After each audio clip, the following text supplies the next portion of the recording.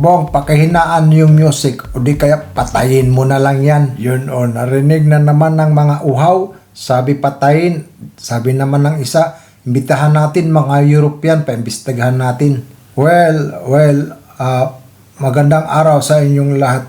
Minamahal kong kababayan. Ito po ay nagluluto po ako ng bituka ng baboy na meron po siyang halong string beans. Kasi po, kaya ko napili yung bituka ng baboy kasi sabi ng mga Tagalog, halang daw ang aking bituka. Sa Bisaya, halang na bituka, ibig sabihin, maanghang na bituka ng baboy yan. Adobong maanghang na bituka ng baboy. Yan po yung aking ginagawa. So, nakita niyo naman po sa simula, so di na ko na kailangan habaan ng Anak, nagsabog man ito. Ako mga kababayan, dahil mag-isa lang ako sa part na ito, kita niyo naman sumabog. Wala kasi si Inday, andun inaalagaan niya yung mga anak niya.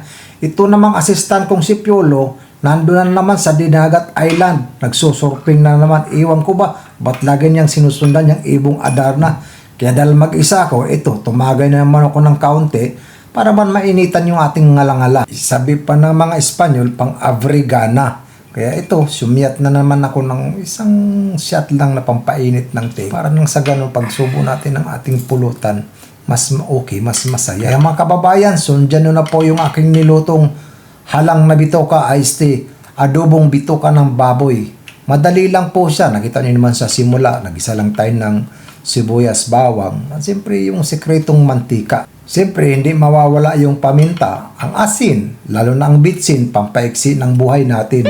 Kaya mga kababayan, madali lang talaga ito. Pero sa susunod, magluluto pa po ako ng medyo may challenge naman at kakaiba. Yung talagang unique sa lahat ng unique, di ba? Mas okay siya, kaya approve sabi ng kumpare ko. Kaya para sa tagumpay, parang Dex, shot, puno. Thank for watching. Aladia.